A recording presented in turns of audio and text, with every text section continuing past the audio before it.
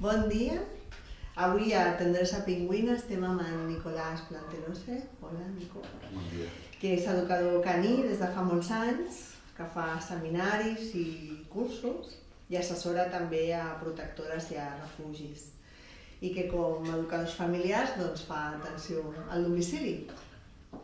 Ens trobem amb ell perquè hem llegit el seu llibre, que ha escrit juntament amb Jordi Herrera i Albert Vilardell, que es diu Valors i principis de l'educació canina. I ens va agradar, aquest llibre, que moltes coses de la filosofia que vosaltres feu servir per treballar amb els gossos, doncs és comú també a l'educació amb els infants. Són aplicables. Sí, són aplicables. I, bueno, d'un dia que hem estat així comentant aquesta idea, sí que et voldríem preguntar, tant s'assemblen els cadells de gos als infants? Doncs sí, força, perquè, i fas bé en dir-ho així, perquè realment el paral·lelisme normal que fa la gent és infants amb gossos. I realment els que treballem amb això i tal ens adonem que el paral·lelisme es pot fer perfectament entre infants amb cadells. Perquè bàsicament en ser mamífers i a més una paraula una mica complicat que és altricials, que són mamífers que a més necessiten de cures parentals i de tota aquesta seguretat que donen els pares i mares, passen per etapes de desenvolupament semblants. I aquí s'hi pot trobar molt de paral·lelisme, molta semblança, sí. Què pot aportar un gos a una llar? Doncs coses molt bones i molt necessàries també. Depèn de com es porti la tinença del gos. Ara per ara la gent, quan té un gos, l'involucra el gos en les tasques familiars, en el dia a dia, en el seu saló, en el seu fins i tot dormitori en alguns casos. I si es prenen la companyia del gos com la companyia d'un ésser viu i un ésser que pot, en el qual, mira, aquí està. Hola, Luigi. En el qual poder emmirallar-se i trobar també coses a aprendre, doncs realment és una convivència de benefici mutu i molt interessant. Quina relació tenen els gossos amb els infants? Doncs una molt maca, perquè els gossos i d'altres animals, com els gats també, semblen entendre perfectament que una persona és adulta o que és un infant. Fins i tot també quines etapes, com deia abans, està travessant aquest infant, i realment la norma i el que busquen, si poden, és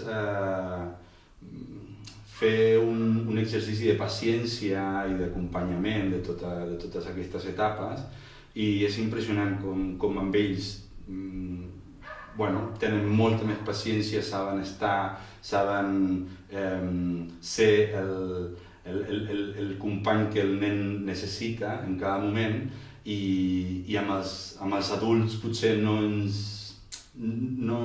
ens deixen passar segons quines coses, i amb els nanos és impressionant. Fins i tot gossos joves tenim paciència o tenim cura o jugant amb nens d'una manera que amb d'altres edats no farien. Això és impressionant i és tot una ensenyança que ens donen. Molt bé.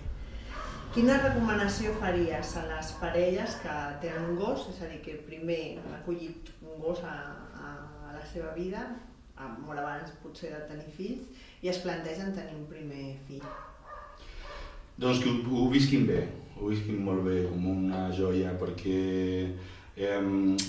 tot el procés de tenir un fill, d'enamorar-se i de decidir tenir família i tal, és un procés molt maco, molt bonic.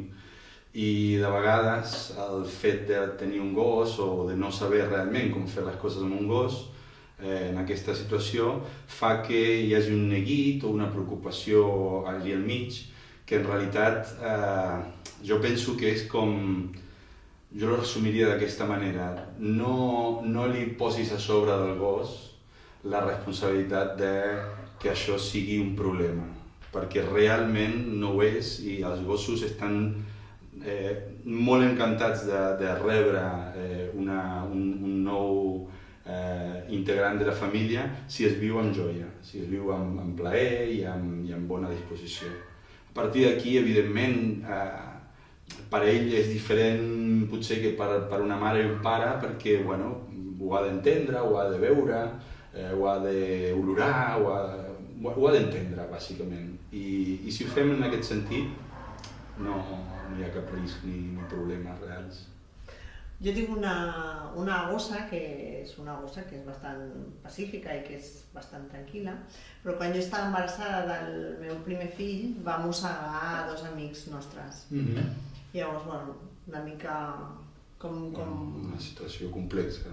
No sé si després no ha tornat a fer mai més, no sé, creus tu que potser estava associat al fet de l'embaràs?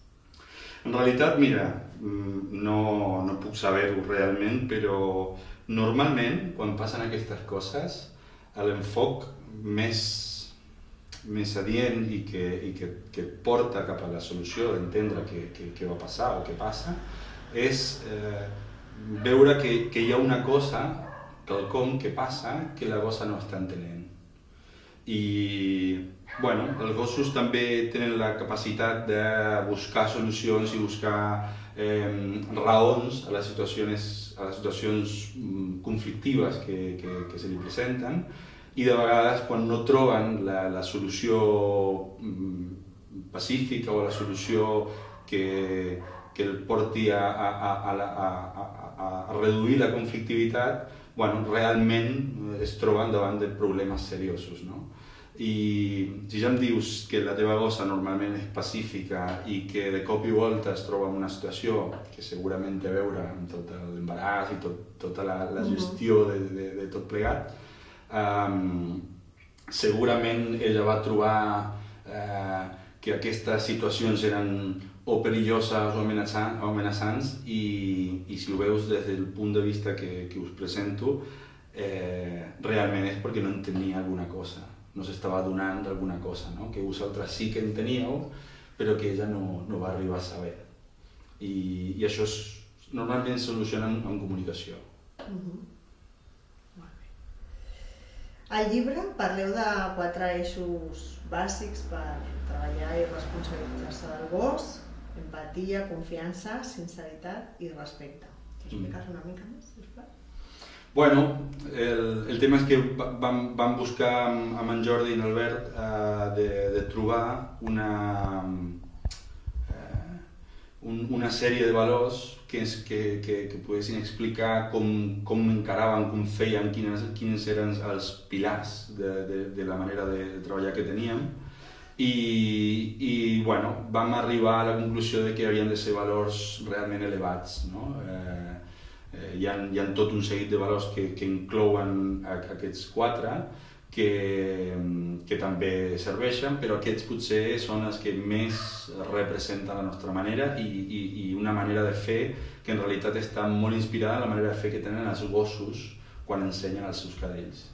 I això d'empatia per entendre les situacions de l'altre, de veure realment què li està passant i per què actua de la manera que actua, i també en connexió amb la teva gossa en aquell moment. La sinceritat per no haver d'intentar dir una cosa quan normalment estem sentint una altra, que això és un context que s'ha donat molt en l'educació canina i en l'ensenyament caní, de fes veure que estàs content perquè si no, doncs no.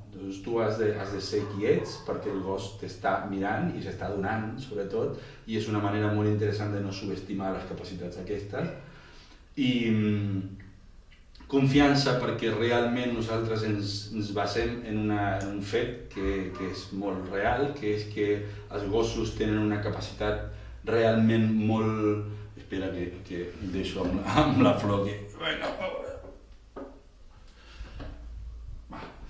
En el fet de que els gossos tenen capacitats molt clares i molt bones i potencials molt interessants per solucionar segons quines coses, i fins que no li dones aquesta confiança, clar, no apareix això.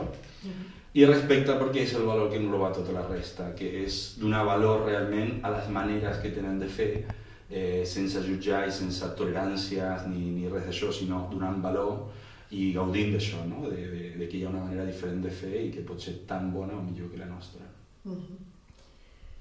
Molts cops els gossos s'assemblen als amos, o això es diu, o no? És molt popular. Com és que passa això?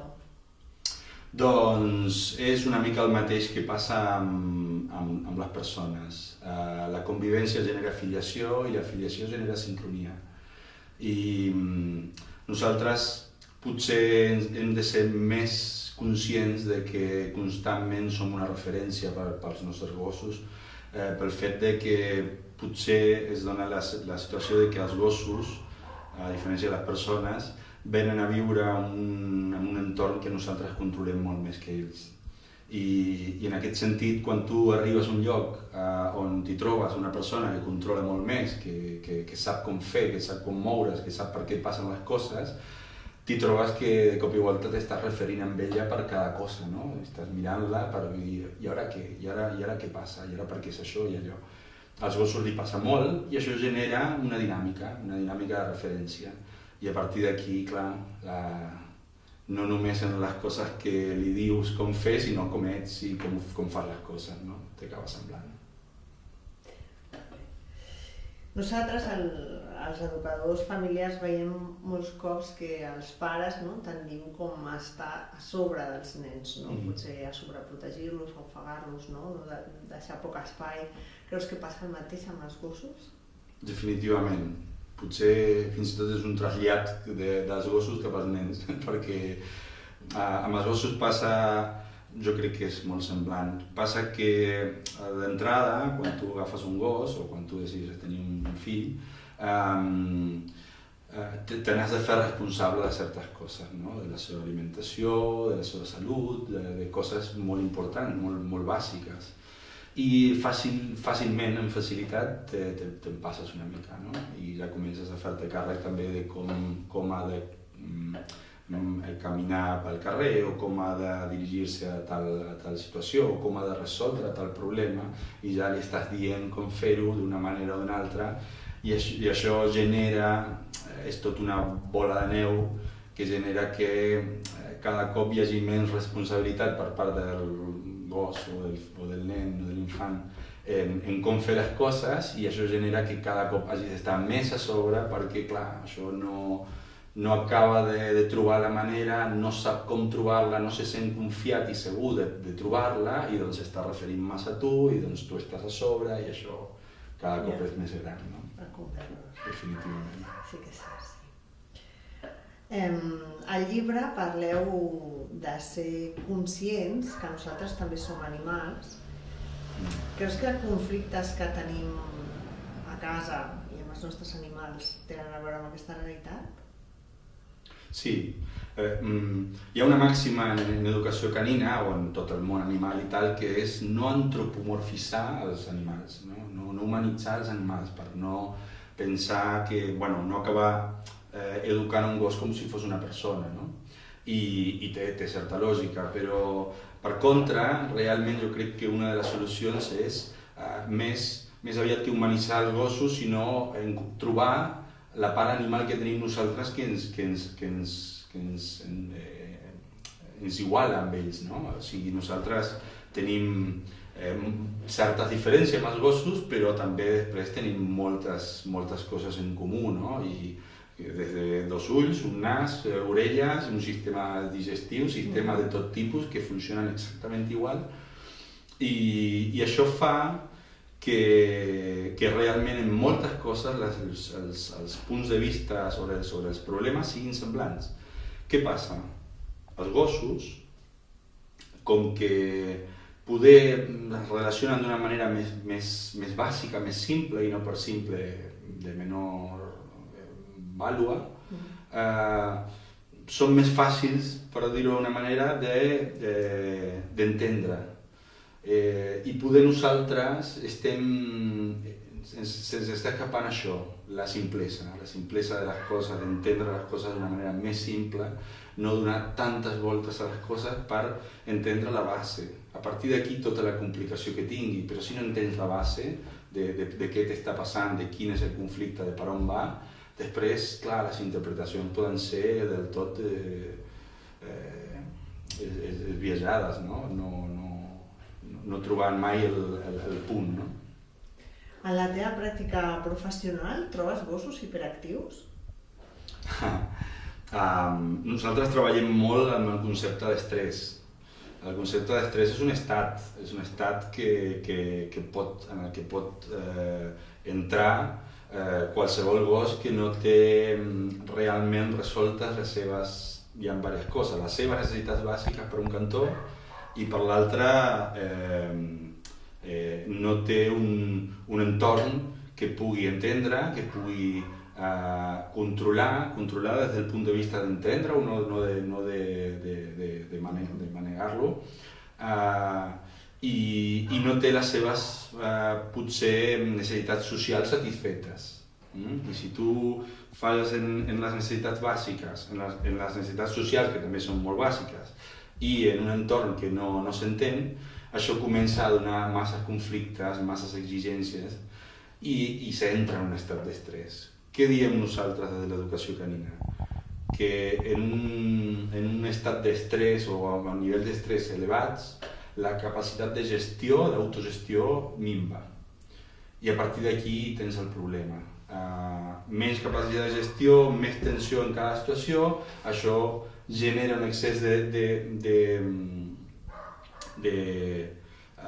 d'energia disponible al cos, i això acaba fent que un gos es mogui més del que s'hauria de moure.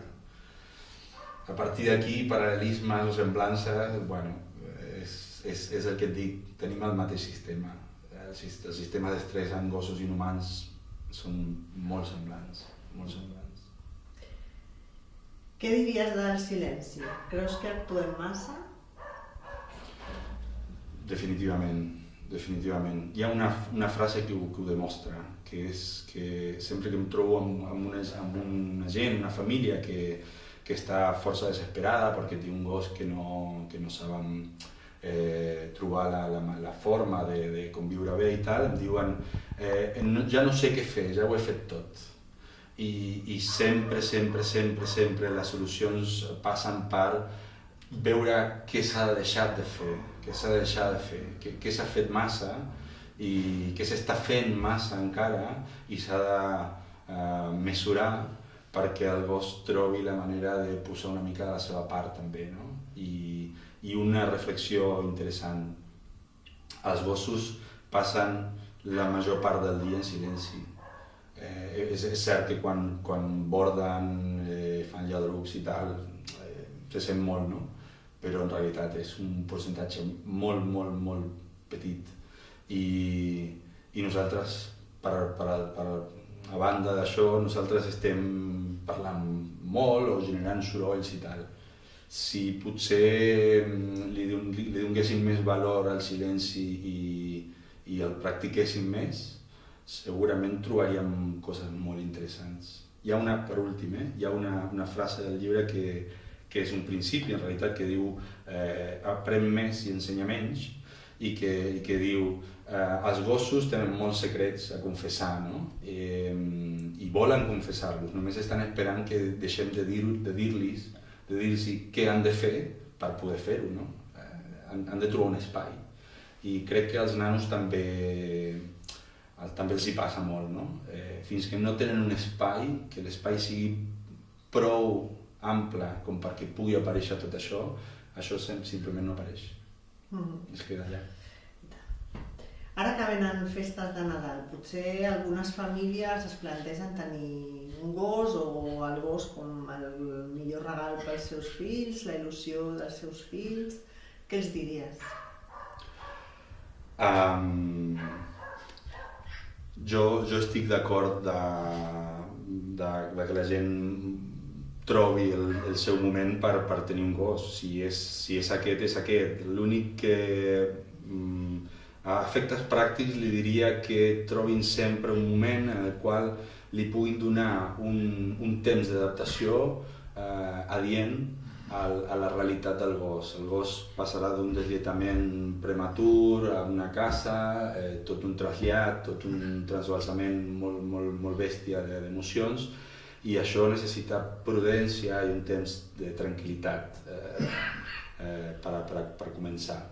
A partir d'aquí, que s'assessorin una mica, que busquin una manera d'entendre el comportament del gos que vagi en línia amb la seva manera d'entendre la vida o l'educació dels seus fills o tal, perquè no es necessita, no cal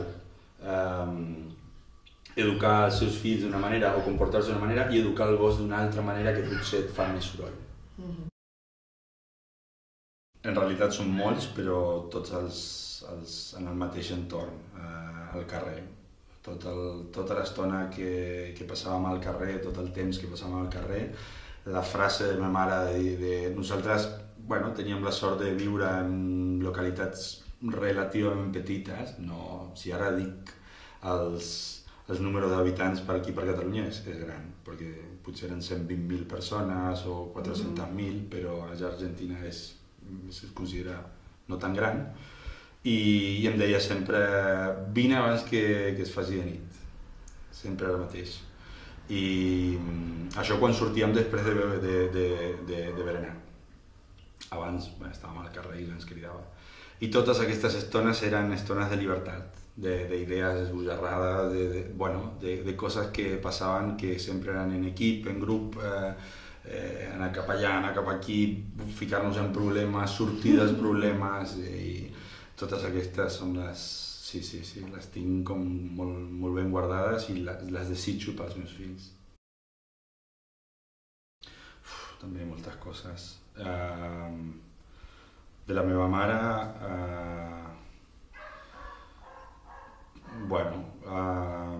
el tractar les coses amb cura, en cuidar els altres, a tothom en realitat, en tenir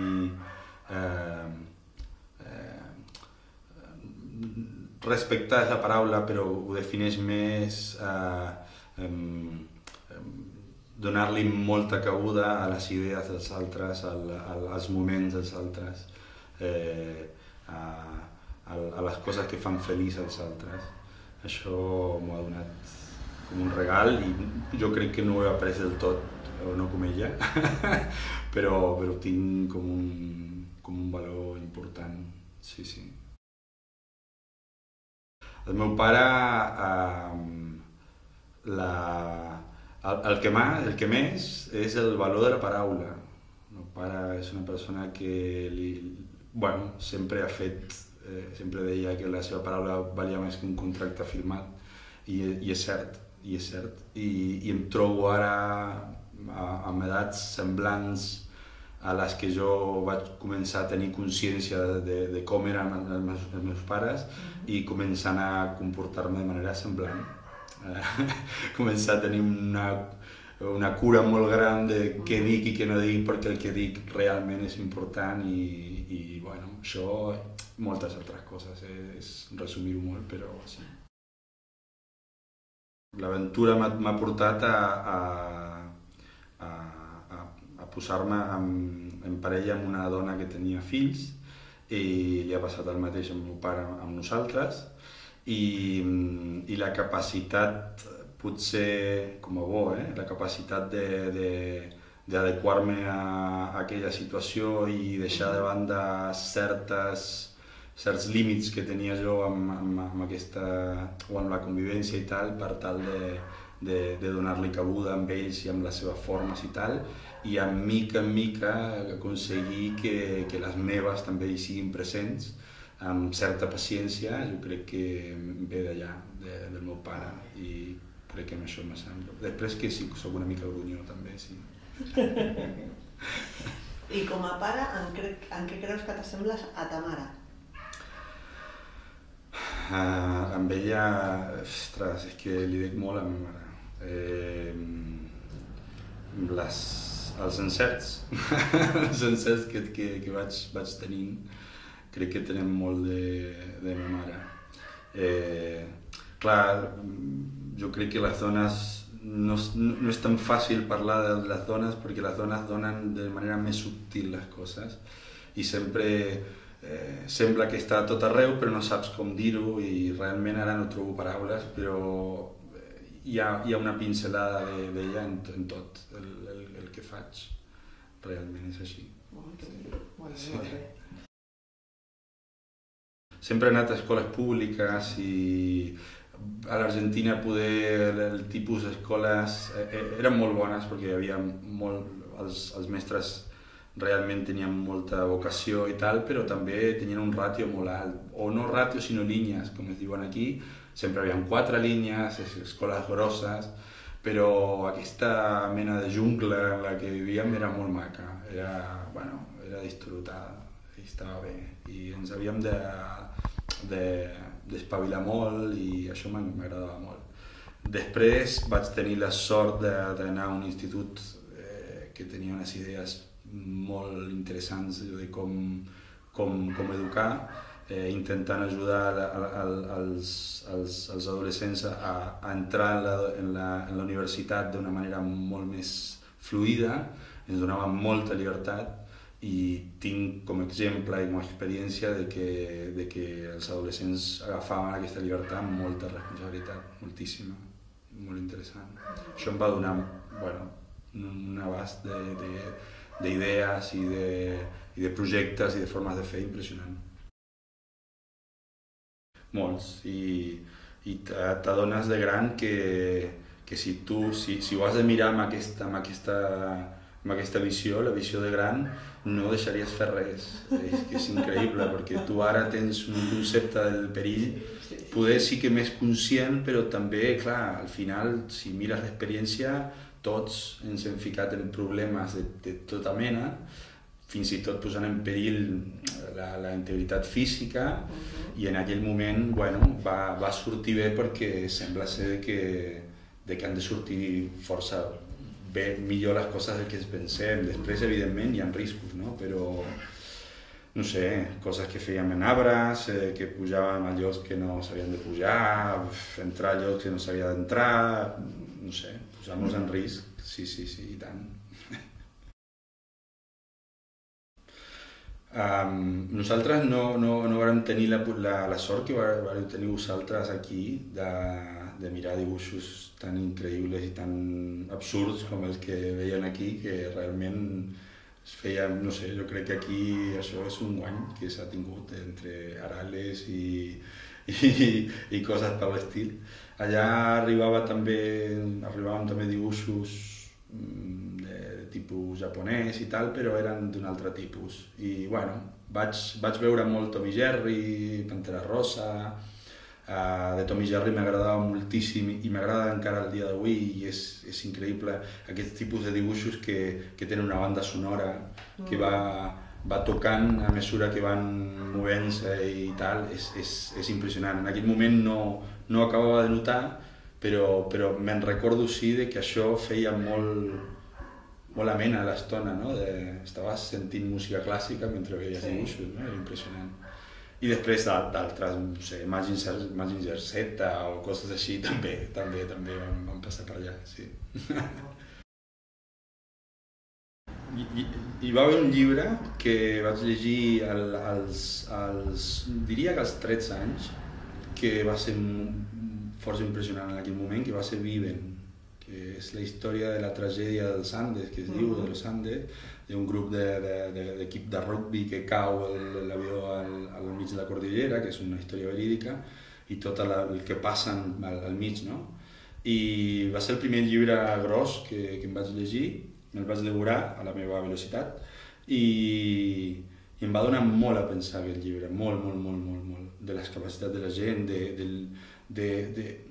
em donava moltes coses a pensar, de lo difícil que és que un ser humà mori per un cantó, perquè tot el que pot arribar a aguantar, i per una altra banda, quan mor una persona de manera tan fàcil com un tret o una cosa així, lo realment agressiu que és aquest tret com per matar una persona, no? Com per arribar a matar, o un atropellament d'un cotxe o una cosa així.